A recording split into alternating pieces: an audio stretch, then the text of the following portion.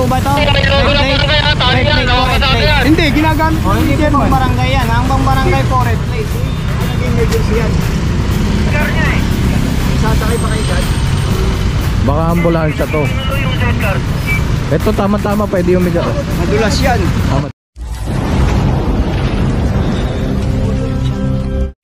Alright mga katambay, dito na tayo sa may paglagpas ng Pampanga. One Luna pa rin. May additional dito na tricycle, dalawa.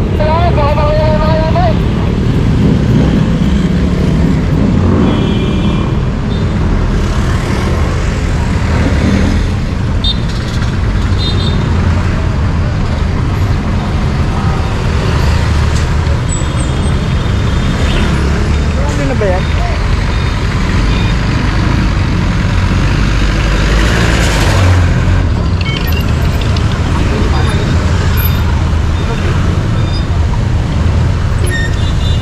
Ito yung huli.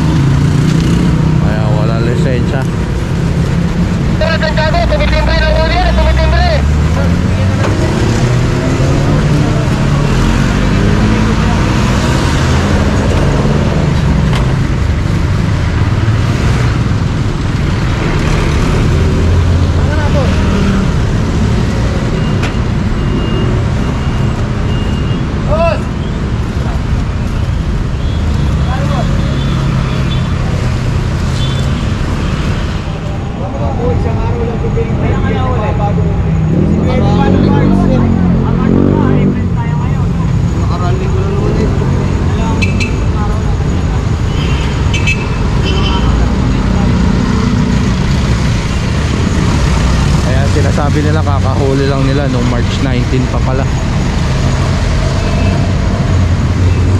Ayun na, huli na nga. Pero sige pa rin.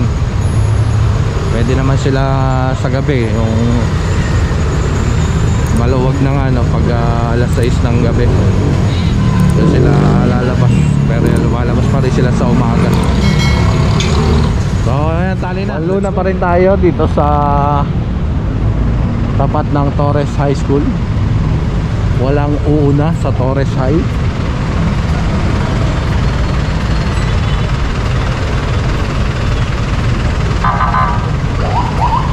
May tatali ba? Ayan, may tatali.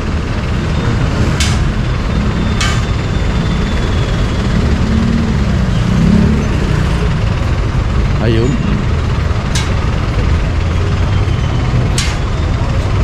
Biboka, Toda.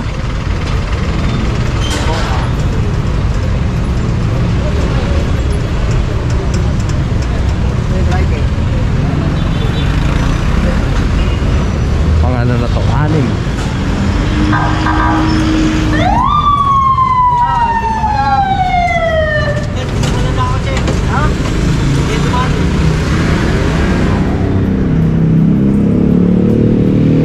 Dumaan lang daw.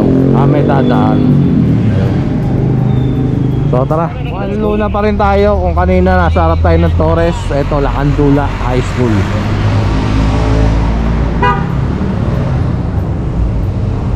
Ano itatali?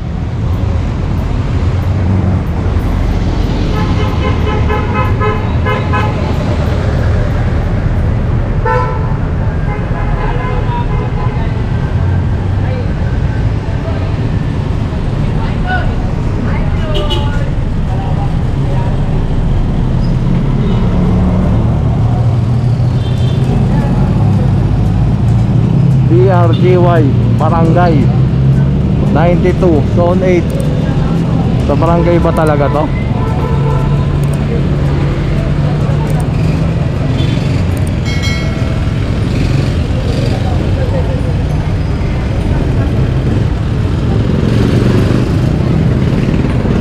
iba nilalagyan ng barangay para makaiwas sa huli, no?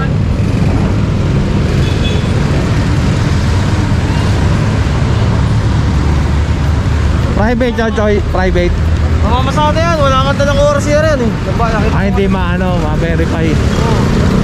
Baka nagbayad yung sakay niya eh.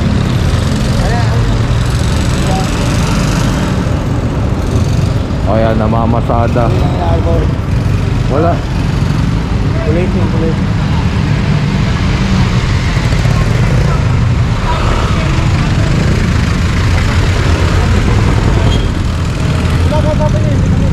Ito po, asan po yung OTR? Naka-race na po. Nandun nila ka nandun eh. O bakit nandun po? Eh, sabi ko nga ano, kukunin ko nga Red plate po ba to? Red plate? Red plate po, red plate. Hindi, ginagamit O ko hindi yung po pang chairman. barangay yan. Ang pang barangay po, red plate. Kaya nga ginagamit nga namin sa Red plate po ang pang barangay. Red plate po siya. Ano, wala pa po kayo plaka. Meron yung ORCR yan eh. Wala nga po plaka. Sa barangay ako. Kaya po, ang ginagamit sa barangay po kayo, pero yung motor, Hindi ginagamit. Eh, nung kadano ko lang kay chairman Apiano, lumabad sa doon. barangay po kayo motor. Pinapos ko sa kalbad. Madadala ko lang ng tao. Kaya nga po, tinatanong ko po kayo kung sa barangay. Oh, sobrang may ginagamit. Saan po ako OTR? Titignan po natin to. namin yung ORCR. Kaya nga po, titignan namin kung talaga sa barangay yung mga pangalan.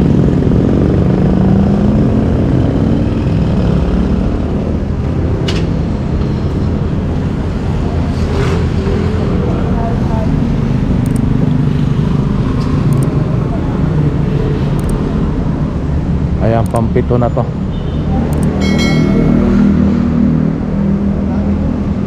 So tara, let's go. Dito pa rin tayo sa Wanlunan sa tapat ng Pure Gold Pretil.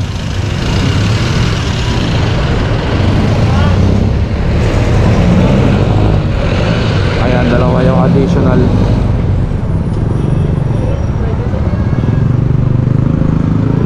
Nine.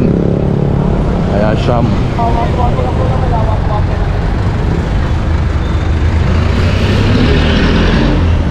Tapos yun yung mga e-bike 10.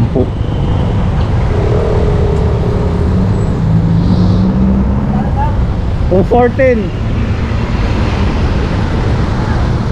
So ayan, tara, let's go. Ito pa, kolong.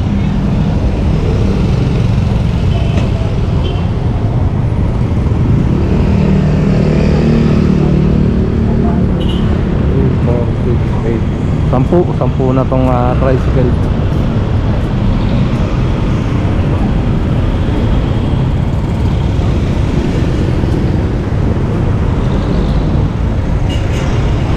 Expired.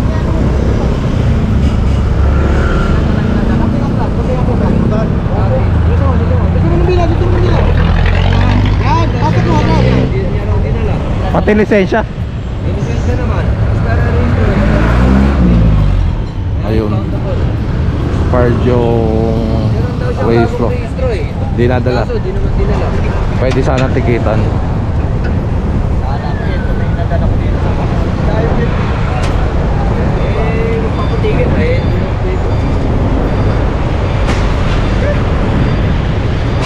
Pwede naman, kaso malaki lang yung masyado yung multa. So ay tara, iuman na tayo mga katambay. May additional dito, dalawa.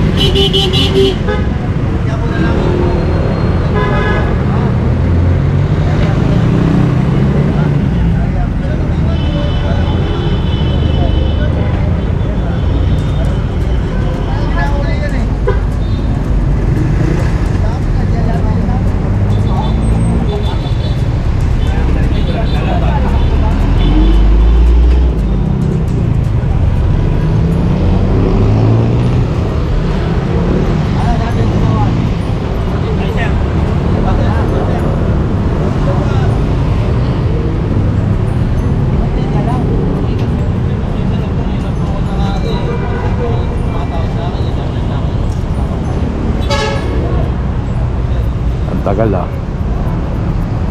Ayan, ito na, hinahatak na. Tinutulak na pala, hindi hinahatak.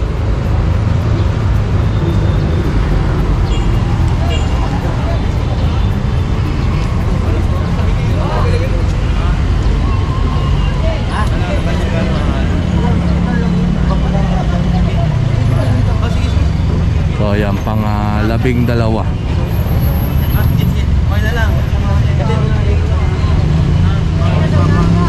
Asan ba?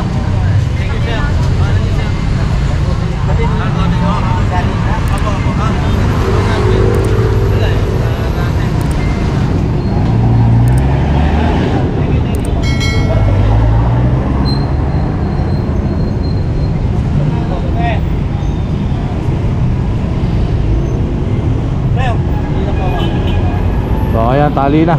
Let's go. Alright mga katambay, dito pa rin tayo sa Meta Yumal. Lumagpas na tayo ng Abad Santos, tumawid na. Ito pa additional.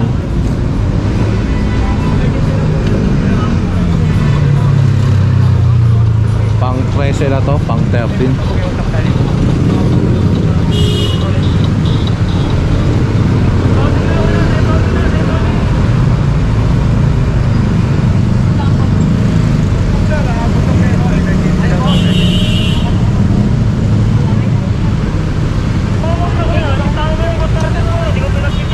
Ano ba ang inaano?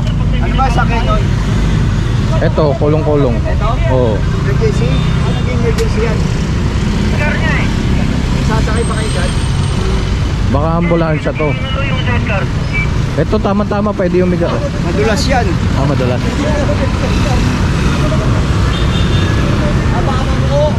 Ha? Mamuo. Ito, emergency raw, ayun. Emergency ito nga, kolong-kolong.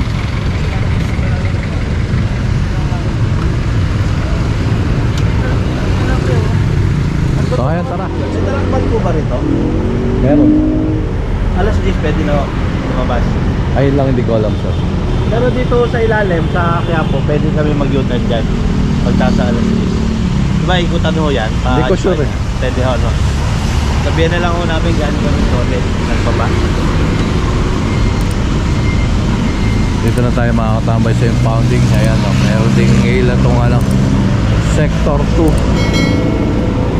So ito, 15 itong hila ng TMU. Tapos mga 10 yung e-bike.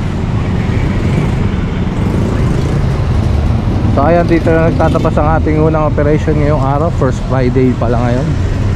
Mamaya-maya traffic dito yan, no? Sa may Quezon Boulevard papunta ng Quiapo Church. So ayan, kita-kits ulit tayo mamaya. Maraming salamat sa inyo pagsama-suporta at lalo-lalo na sa panonood ng Katambay Official Vlog. Please kindly like, comment, share and subscribe. Pakihit nyo na rin ang notification bell para updated ka. Mabuhay kayo lahat hanggang gusto nyo. God bless everyone and peace out. So pinapapasok yung ano, mga e-bike, no? Siguro kakausapin muna to para kumalat din sa Caloocan, no, na talagang maghihigpit na ang Manila pagdating dito sa mga e-bike.